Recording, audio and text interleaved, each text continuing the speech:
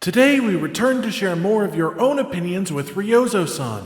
Recently, we held this to only your thoughts on Wilds, but we will now be expanding them to include any notable thoughts you wish to share, including, I'm pooping myself right now.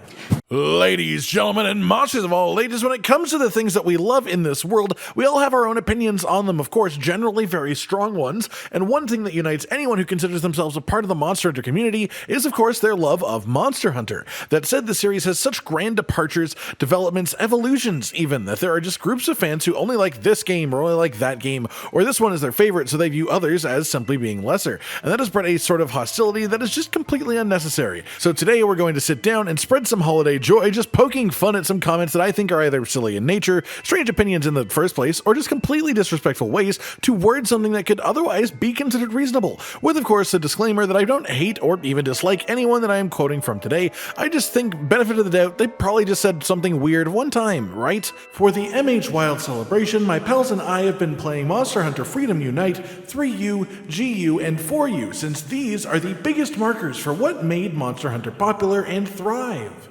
Hold up, okay, we're starting like this today, huh? This is in response to a post about how big the Return to Monster Hunter World event is, hitting over 100,000 daily peak players again recently, which is massive, and their response essentially feels like a sort of spiteful, just passive-aggressive refusal to admit the existence of Monster Hunter World in the first place. I mean, I have no issue with someone simply preferring the older games, that's perfectly fine, but going out of your way to specifically say that Freedom Unite, 3U, GU, and 4U are the biggest markers of Monster Hunter popularity is just sort of laughable, especially if you don't even mention Monster Hunter World on a post talking about Monster Hunter World. Like, don't get me wrong, those games are big, they are great, but you cannot possibly omit the fact that Monster Hunter World skyrocketed the series from being somewhat niche to gaining exponential growth and becoming a sort of giant within itself, allowing the team to pursue even larger things with Monster Hunter Wilds coming up. I mean, we talk a lot about how big the scale looks for that game, and do you know why that is? Rise and Sunbreak were in development before the developers knew how World was going to perform, but Wilds started afterwards entirely, and Wilds was given a budget appropriate to the actual money that World raked in for the company.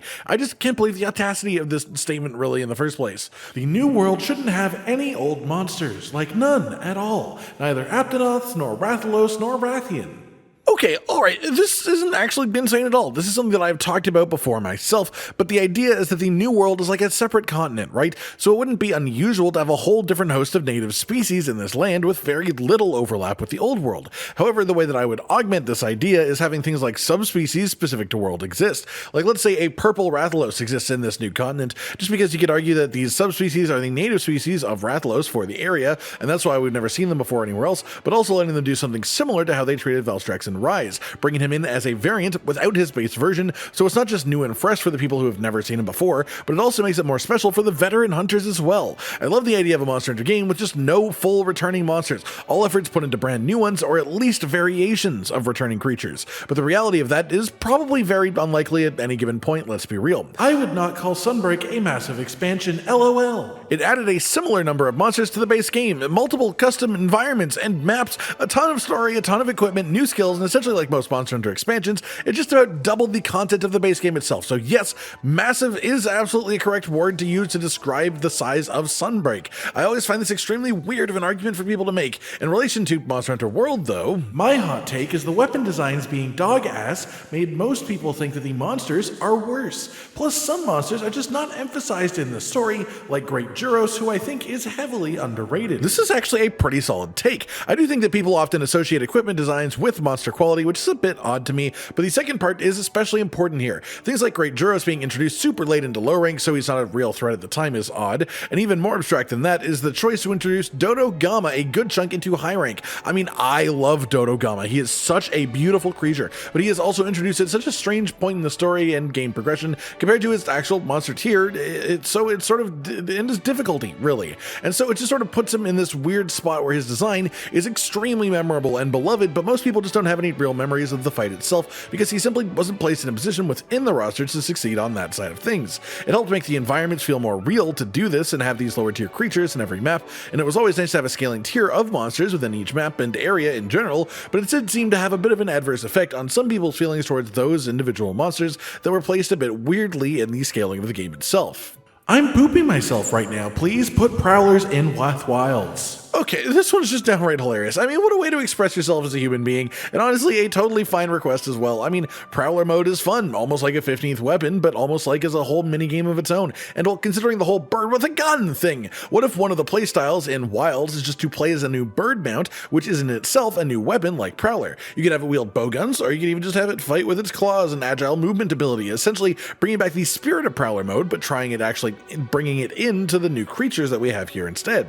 If this isn't an indicator that the game deserves a next generation upgrade, I don't know what it is. And that is a comment about World and Iceborne, which is really crazy to me because these games are released on the new generation of consoles, have high-resolution texture packs available, and still look absolutely incredible. They would gain so little from a next-gen upgrade, game, re-release, whatever, that the vast majority of people who would view the price of paying to get it would think it's totally pointless to do. So why would they do that when the game is only a few years old, released on all current consoles, and it holds up extremely well as well? It just doesn't make sense. In relation to Rise and Sunbreak, though, makes me cry when people look at and say they fixed Kushala. Bruh, they removed everything that made him unique. They didn't fix anything. They removed Kushala and made a new monster with the same name and model. Okay, I can see where this player is coming from a bit, but I also inherently take issue with this stance. What happened, as far as I'm concerned, is they took a fight that used to be disliked by 90%, if not more, of the community, and they changed it into something that a lot of people actually prefer now.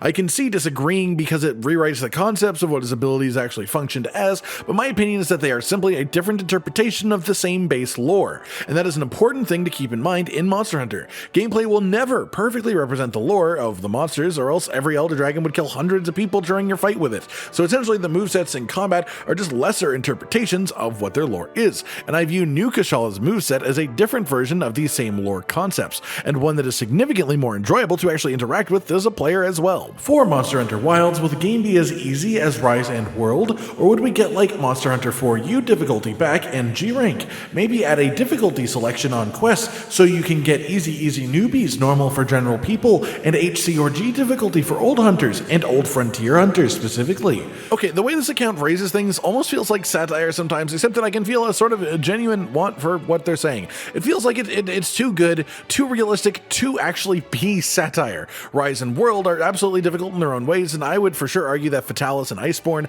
and high-level anomaly quests and special anomaly investigations in Sunbreak are both as hard as anything that 4U had to offer. The main difference is the style of hunting. You perceive difficulty by the pace, which means that the existence of restocking potions at the item box mid-hunts makes the 5th generation games easier to you, whereas in reality the existence of this led to the games being balanced around it, which created a lot more one-shot type attacks or little tricky combos just designed to catch you out and chip you down, which isn't the way that the games used to play. Put simply, I don't think the games are particularly easier or harder than each other realistically. I just think the style of gameplay changes, and it either gels with you or it doesn't. Sometimes it's the slower paced games, which means that you have to spend more time farming things to be able to overcome the bigger threats, but that doesn't mean the game's more difficult, it just means that the pacing of the game is different. As for the idea of difficulty choice on quests being an option, that's essentially what investigations did in World and Iceborne, and basically what anomaly investigations do in Sunbreak as well. There's no reason to create some impenetrable barrier of a story progression. That's not what Monster Hunter has ever really been about. It's about enjoying the journey to get to the end game, then getting to enjoy the endless farm loop once you get there, and a lot of the time the endless farm loop is actually scalable in difficulty to player interests. It's really funny to watch history rewritten and people starting to pretend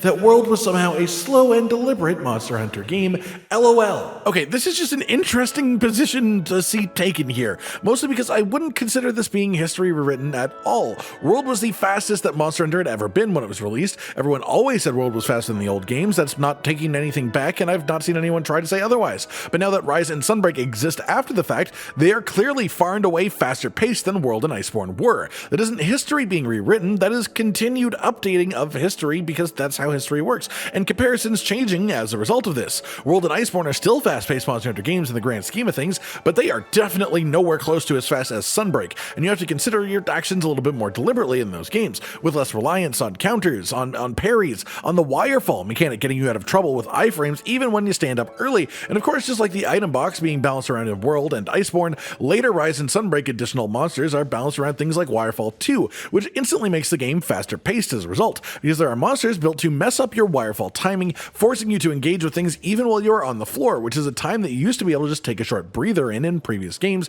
but is now an expected period of activity in Rise and Sunbreak. Quite simply, the pace of Monster Hunter is a sliding scale. Old games are much slower than World and Iceborne, though I would argue that GU was pretty uniquely paced, and then Rise and Sunbreak are notably faster than even the rest of the 5th generation as well. I suppose a good question though is, will Monster Hunter Wilds continue this upward trend and become even faster paced feeling than Rise and Sunbreak, or will it drop a bit back more towards World and Iceborne levels, or maybe even further back to the older game levels? And I think honestly we're getting World-ish pacing, maybe even a little bit slower than that. A big running theory for Wilds is that the game is properly open world, and if so, that will likely mean quite a bit more travel and searching to actually go around to hunt in between actually the fighting part for specific monsters, or even just advancing the story itself. Honestly, we don't know what we're getting, and I see that personally as a beauty of an unexplored Monster Hunter game. We know so little about what it is that what it could be is just such a vast potential, a limitless possibility, and that's why I think it's way more fun to talk about what the series could be than what it isn't anymore. Talk with hope for the future, not remorse for the past. That's it for today then, everyone. I'm emotionally spent. I hope you've been able to get some enjoyment out of these strange opinions on the Monster Hunter series as a whole, and feel free to share your own unusual takes in the comments down below here. Like if you liked the video, subscribe to the notification bell for more, and most importantly, ladies and gentlemen, until next time, stay sweet. Josh, Cotton, and Hollow with the videos, dropping the humor like a hammer on your tippy toes, bringing entertainment on a daily arrangement to take our insanity and turn it into entertainment. Yes, I said entertainment twice, to reiterate that it is nice to look into your faces on a mostly daily basis when you let us in your homes to make the whole world a stage. Goodbye.